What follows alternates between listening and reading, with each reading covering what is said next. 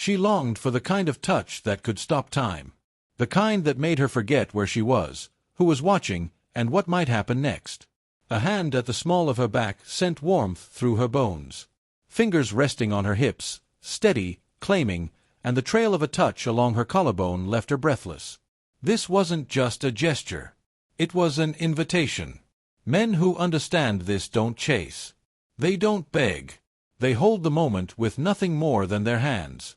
For places, for touches she couldn't resist even if she tried. And once you learn them, you'll never see her the same way again. She'll never forget how you made her feel. The small of her back. One of the most underestimated yet primal places you can touch a woman.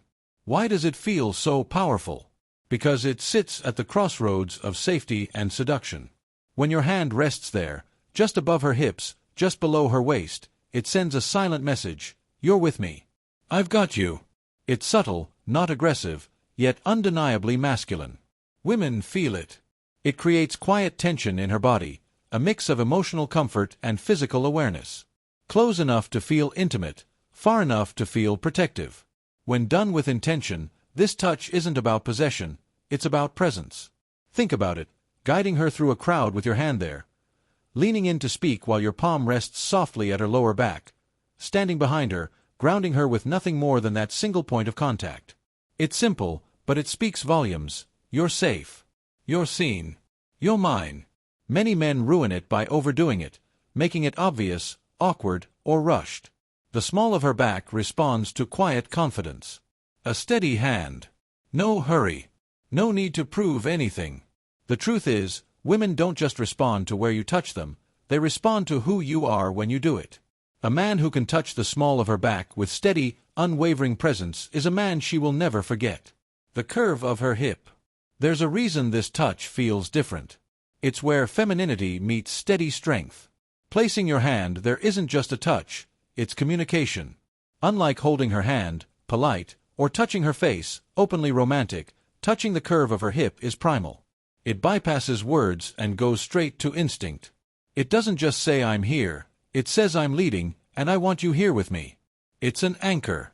She feels it when you guide her through a doorway with your hand on her hip, when you draw her a little closer in conversation without saying a word, when you're dancing and your hand rests there, firm but effortless, building undeniable tension. Why?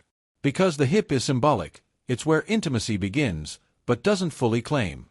It's bold without being invasive, dominant without being forceful. Done right, it tells her, you can relax.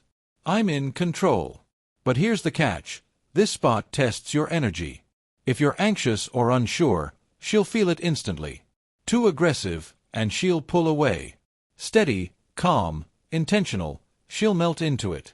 This isn't about brute force. It's the quiet authority of a man who knows how to lead, not just with words, but with touch. When you master that, she won't just notice, she'll want more. The outer thigh. This one carries a different weight. The outside of her thigh isn't just physical, it's primal. It's where touch stops being decorative and starts being connected. This isn't hand-holding. It isn't polite. It's the kind of contact that wordlessly says, I'm here. I'm present. I'm not going anywhere. Why is it so irresistible?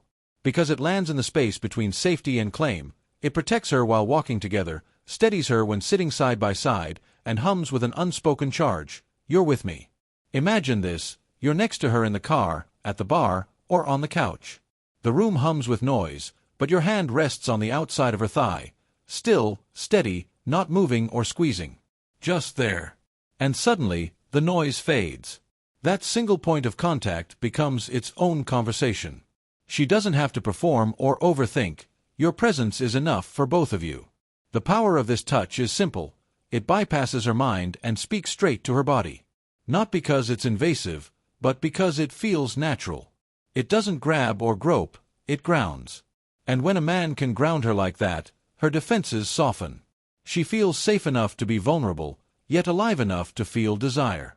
But this can't be faked. If you're anxious, unsure, or trying to get a reaction, she'll feel it. This only works when it comes from genuine presence, when you're so secure in yourself that you don't need to fidget, explain, or seek reassurance. You simply are, and that energy is addictive. It's versatile, too. Walking through a crowd, guiding her with your hand there. Sitting together, letting it rest so she can lean into it. Standing close, brushing her thigh briefly when you lean in to say something, then pulling back before she expects it. That rhythm of presence and release builds more tension than any obvious move. And tension is everything. Women don't fall for predictable touches. They fall for the ones that make them feel like something could happen, but you choose not to, yet. The outside of her thigh is perfect for this. It teases the edge of intimacy while letting her mind spin with what if. Do it right, and she won't just remember it, she'll replay it. How your hand felt steady, but not forceful. How you made her feel safe and wanted at the same time. Because in the end, it's not about the hand, it's about the energy behind it. Certain. Unshakable. And when you bring that kind of presence to something as simple as touching the outside of her thigh, she'll never forget how it made her feel. She may never say it out loud. She might not even know how to explain it. But these touches, the small of her back, the curve of her hip, her collarbone, and the outside of her thigh, bypass her walls and speak straight to her instincts. If you've ever touched a woman and felt that moment shift, when she melts into your presence, you know. She felt it.